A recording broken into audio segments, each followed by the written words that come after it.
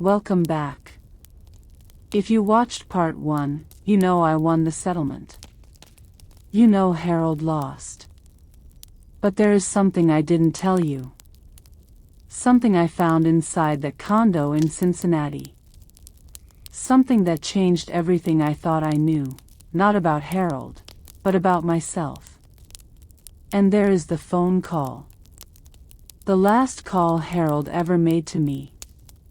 What he said on that call, I have never told anyone. Until today. Stay with me. This is the end of the story. All of it. Right here. For those of you joining me for the first time, my name is Dorothy. I am 74 years old, and 3 years ago, my husband of 46 years sat across from me at our dinner table and told me he wanted a divorce. He had been with another woman for 2 years. Her name was Renata. She was 41 years old, younger than our son. Harold offered me $75,000 and the furniture. For 46 years of marriage. For the business we had built together from a folding table in our garage. He told me the house, the business, everything, it was all in his name. He told me I had no choice. What Harold didn't know, what no one knew, was that I had kept every document from our entire marriage in my storage room. Every receipt, every letter, every filing. Including the original business registration from 1978 with both our names on it. I signed his settlement papers. I let him believe he had one. Then I hired the most aggressive divorce attorney in Franklin County, filed a motion to set aside the settlement, requested a forensic accounting of the business, and discovered that Harold had been diverting $340,000 from our business accounts, using our money to fund a hidden life. In the end, Harold settled on my terms. I got the house. I got my fair share of the business. I got my life back. That was where part 1 ended. But there is more. As part of the settlement agreement, there was a clause that James, my attorney, had insisted on. The Cincinnati condo, which had been leased under the business name and paid for with business funds, was to be vacated within 30 days of the final agreement. Harold was responsible for the lease termination. But the personal contents, whatever was inside, were to be inventoried in the presence of a neutral third party before anything was removed. Harold had agreed to this without pushback, which at the time I thought meant there was nothing significant inside. I was wrong. I was not required to attend the inventory. There was no legal reason for me to be there. James advised me to stay home, let the process happen, don't make it harder on yourself. But I went. I'm not entirely sure why. Maybe I needed to see it. The place where my husband had lived his other life. Maybe I needed it to be real to me in a way that documents and reports couldn't make it. The condo was on the 3rd floor of a building near the river. Nice building. Quiet neighborhood. The kind of place you'd feel proud to come home to. The property manager let me in. The neutral third party, a paralegal from James's office named Wendy, was already there with a clipboard. I walked through the front door and I stood in the living room. It was tastefully decorated. A gray sofa. A print on the wall, something abstract and modern. A small bookshelf. Kitchen with granite countertops. It looked like a life. I walked slowly through each room. Wendy followed me with her clipboard, making notes. I wasn't touching anything. I wasn't there to take anything. I was just looking. In the bedroom, there was a photograph on the nightstand. Harold and Renata. Smiling. Somewhere sunny, a beach, maybe. Harold's arm around her shoulders. He looked younger in the photo. Lighter. I stood there a long time looking at that photograph. And I felt something I had not expected to feel. Not rage. Not grief. Something quieter. Pity. Because standing in that room, in that carefully decorated life Harold had built in secret, I understood something about him that I don't think he understood about himself. He had been running. Not toward Renata. Not toward some new joy. He had been running away from being old. From slowing down. From mortality. From all the quiet, ordinary weight of a life fully lived. He had looked at me, steady, certain Dorothy, with her filing cabinet and her reading glasses and her 46 years of keeping things in order, and he had seen the future.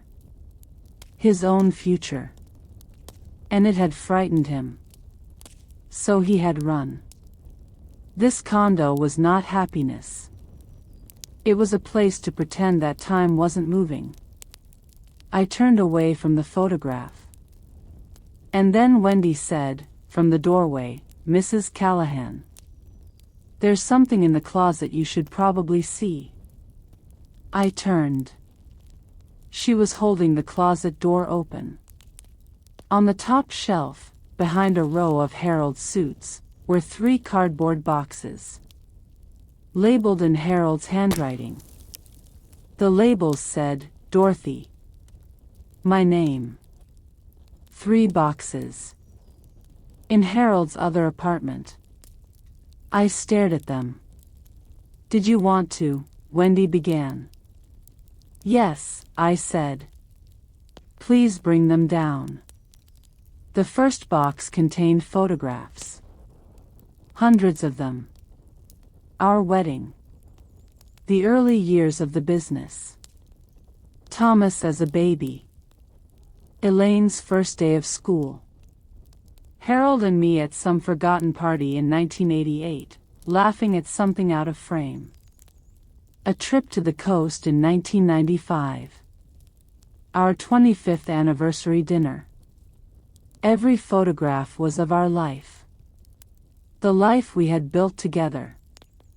The second box contained letters.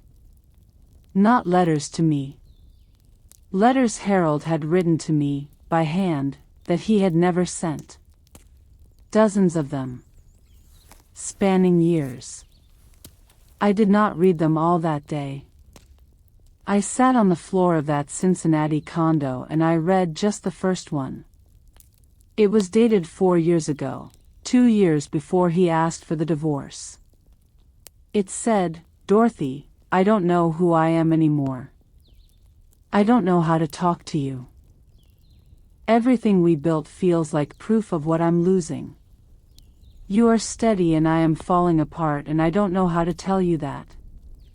I'm sorry. I love you. I don't know how to say that either anymore." I folded the letter and put it back. Wendy was very still in the doorway. "Are you all right?" she asked quietly. I thought about it honestly. "Yes," I said. "I think I am." The third box contained something I had not expected. Our original business registration certificate. The one from 1978, with both our names. Harold had kept a copy here. In his hidden apartment. Behind his suits. In a box labeled with my name. He had kept it. I don't know what to tell you about what that felt like. I sat there on the floor for a long time. Wendy didn't hurry me. She just waited. When I finally stood up, I took the 3 boxes with me. They were mine. Harold called me 6 weeks after the settlement was finalized. I was sitting in my kitchen, my kitchen, in my house, drinking the first cup of coffee I had made there in months that felt like it belonged to me. The morning light was coming through the window the way it always had. The garden outside was overgrown. I was already making plans to fix it. The phone rang. His name on the screen.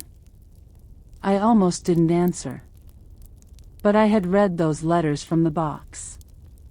All of them, slowly, over 3 weeks, one per evening with my tea. And I had come to understand something about Harold that made me answer the phone. Not because I forgave him. Not yet. Not completely. But because I understood him. And because understanding is something, even when forgiveness is still far away. Harold, I said. He was quiet for a moment. Then, I didn't think you'd answer. I wasn't sure I would either. Another silence.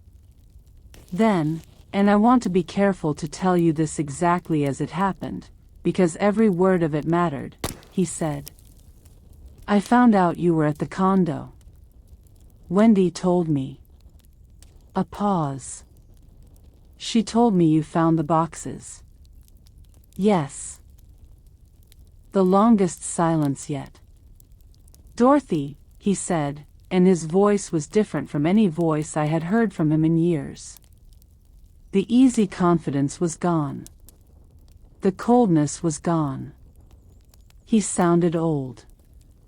He sounded tired.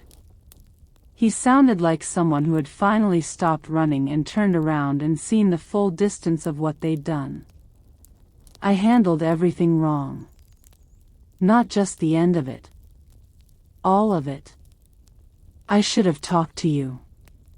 Years ago, when I first started feeling, whatever it was I was feeling, I should have come to you. You were always the one I talked to.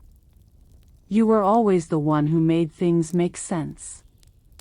His voice broke, very slightly. I chose the worst possible way to be a coward. And you didn't give up.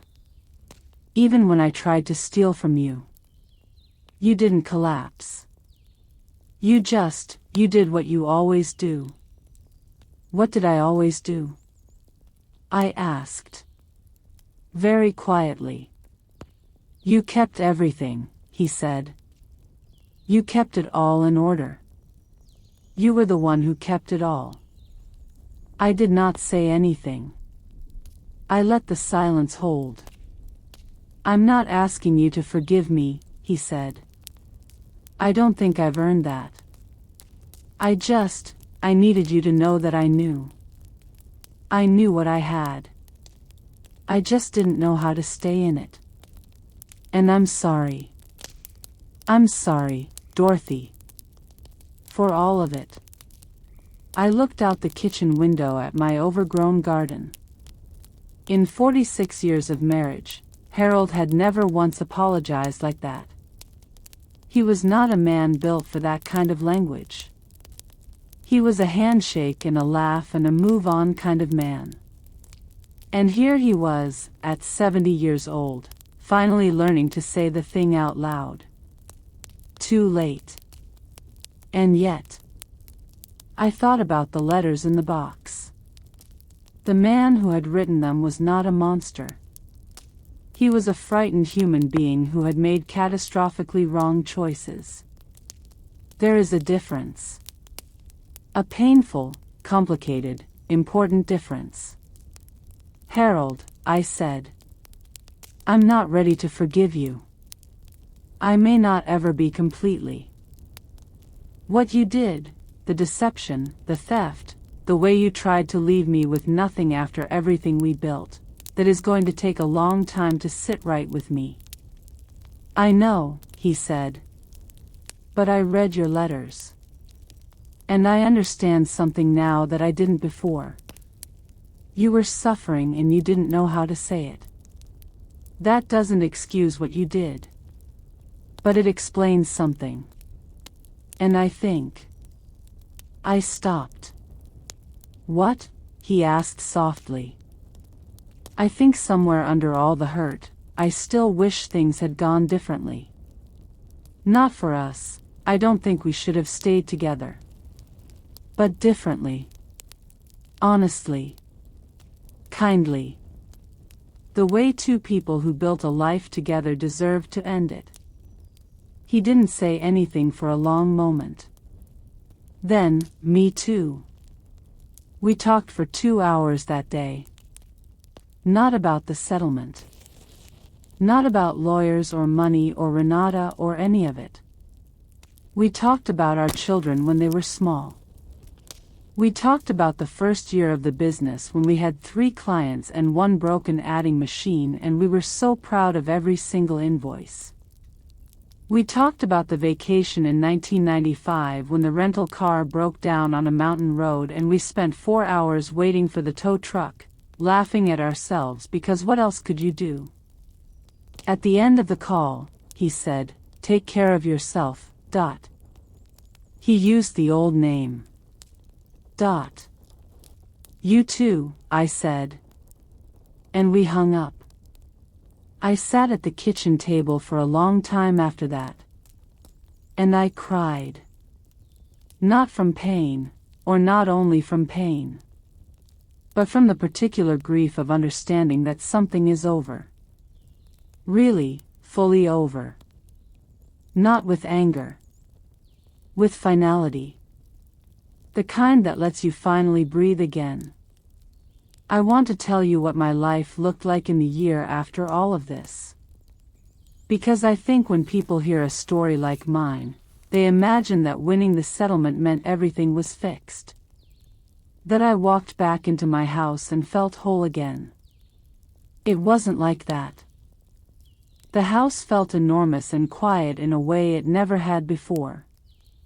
I would make dinner for 1 and realize I had cooked enough for 2 out of habit, and I would stand at the stove not knowing whether to laugh or cry. I did both. Sometimes at the same time. I started therapy. I want to say that plainly because I think women my age were raised to believe that was something to be ashamed of. It isn't. Sitting across from someone whose entire job is to help you understand yourself, there is nothing weak about that. There is tremendous courage in it. My therapist's name was Sandra. She was in her 60s. Silver hair. Very direct. The first thing she said to me was, "So you won the legal battle. How are you doing with the human one?" I thought about that question for a long time. I had been so focused on the fight, on not being a victim, on not letting Harold walk away with everything, that I had not given myself permission to grieve. The marriage. The man I thought I knew. The future I thought I was going to have. Sandra helped me understand that grief and strength are not opposites. You can be the woman who kept 46 years of receipts and outsmarted her husband's entire legal team, and also be the woman who lies awake at 2 in the morning missing the warm weight of another person in the bed beside you. Both things are true. Both things are allowed. I fixed the garden. That helped more than almost anything. I had let it go for years. Harold never cared about it and I had gotten lazy. The summer after the settlement, I went out there with gloves and tools and I worked every morning for 2 weeks until it looked the way I had always meant for it to look. Roses along the back fence. Lavender by the gate. A kitchen herb bed near the back door. Thomas flew out and helped me one weekend. We planted a dogwood tree together in the corner of the yard. He dug the hole. I held the root ball. We didn't talk much. We didn't have to. I had forgotten that all those years of careful, attentive, steady work were not just contributions to a marriage. They were evidence of who I was. What I could do. What I was worth. When Harold tried to take everything, he did something he did not intend to do. He reminded me.